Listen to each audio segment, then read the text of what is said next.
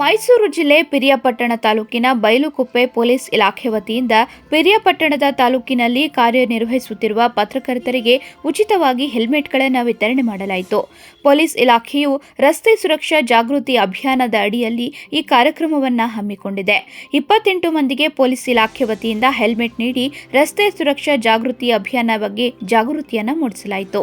ನಿತ್ಯ ನೂರಾರು ಆಕ್ಸಿಡೆಂಟ್ ಆಗಿ ನೂರಾರು ಜೀವಗಳು ಹೋಗ್ತಾ ಇದೆ. ಆ ಜೀವಗಳು ಹೋಗ್ತಾ ಇರೋದ್ರಲ್ಲಿ ಹೆಚ್ಚು ಟೂ ವೀಲರ್ ಅವರು ಹೆಲ್ಮೆಟ್ ಇಲ್ದೇನೆ ತಲೆಗೆ ಪೆಟ್ಟು ಬಿದ್ದು ಸಾಯ್ತಾ ಇರೋದನ್ನ ನಾವು ನೋಡ್ತಾ ಇದ್ದೀವಿ. ಆ ಕಾರಣ ಜನಗಳಿಗೆ ಅರಿವು ಮೂಡಿಸಬೇಕು ಅಂತ ನೂರಾರು ಕಾರ್ಯಕ್ರಮ ಮಾಡ್ತಾ ಇದ್ದೀವಿ. ಅದರಲ್ಲಿ ಇದು ಒಂದು. ಈಗಾಗಲೇ ನಮ್ಮ ಭಾರತ್ ಮಾತಾ ಸ್ಕೂಲ್ ಮಕ್ಕಳು ಮತ್ತು ಉಪನ್ಯಾಸಕರು ಎಲ್ಲ ಸೇರಿ ಒಂದು ಒಗ್ಗಟ್ಟಾಗಿ ಮತ್ತು ನಮ್ಮ ಸಿಬ್ಬಂದಿ ಎಲ್ಲ ಸೇರಿ ಒಂದು ಬೈಕಿಂದ ರ್ಯಾಲಿ ಮಾಡಿ ಅವೇರ್ನೆಸ್ ಮಾಡುವ ಪ್ರಯತ್ನ ನಾವು ಮಾಡ್ತಾ ಇದ್ದೀವಿ. ಅದೇ ರೀತಿ ನಮ್ಮ ಪತ್ರಕರ್ತರು ಏನಿದ್ದಾರೆ ಅವರು ಯಾರು ಆಗ್ತಾ ಇದ್ದಾರೆ ಇಲ್ಲ ಅಂತಿಲ್ಲ, ಸ್ವಲ್ಪ ಆದಷ್ಟು ಜಾಗೃತಿಯಾಗಿ ಅವರು ಹಾಕ್ಕೊಂಡು ಬೇರೆಯವ್ರಿಗೂ ಅವೇರ್ನೆಸ್ ಮೂಡಿಸಲಿ ಅನ್ನೋದು ನಮ್ಮ ಭಾವನೆ. ಪ್ರತಿಯೊಬ್ಬರು ಹೆಲ್ಮೆಟ್ ಧರಿಸಲೇಬೇಕು. ಹೆಲ್ಮೆಟ್ ಧರಿಸದೆ ಲಕ್ಷಾಂತರ ಮಂದಿ ಸಾವನ್ನಪ್ಪುತ್ತಿದ್ದಾರೆ. ಭಯಂಕರ ಕಾಯಿಲೆ ಕೋವಿಡ್ಗಿಂತಲೂ ಹೆಚ್ಚು ಜನರು ಅಪಘಾತದಿಂದ ಸಾವಿಗೀಡಾಗುತ್ತಿದ್ದಾರೆ. ಹೆಲ್ಮೆಟ್ ಧರಿಸದೆ 90% ಸಾವಿಗೀಡಾಗುತ್ತಿದ್ದಾರೆ.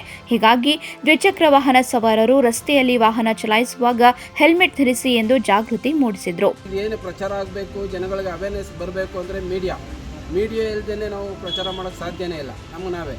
ನಮ್ಮ ಮೊದಲ ಹೆಜ್ಜೆಯಾಗಿ ಪತ್ರಕರ್ತರ ಮುಖಾಂತರ ನಾವು ಈಗ ಆರಂಭ ಮಾಡಿದ್ದೀವಿ. ಇದನ್ನು ದಿನೇ ಬೇರೆ ಈಗ ಪತ್ರಕರ್ತರಾಗಿದ್ದಾರೆ, ನೆಕ್ಸ್ಟ್ ಬೇರೆಯವ್ರನ್ನ ಮುಂದಿಟ್ಕೊಂಡು ಅವ್ರ ಮುಖಾಂತರನೂ ಅವೇರ್ನೆಸ್ ಮಾಡಿಸಿ ಜನಗಳ ಜೀವ ಉಳಿಸೋದಕ್ಕೆ ನಮ್ಮ ಕೈಲಾದಷ್ಟು ಪ್ರಯತ್ನ ಮಾಡ್ತೀವಿ ಅಂತೇಳಿ ಈ ಮೂಲಕ ತಮ್ಮಲ್ಲಿ ಹೇಳ್ಕೊಂಡು ತಮ್ಮ ಸಹಕಾರ ಕೊಡ್ತೀವಿ.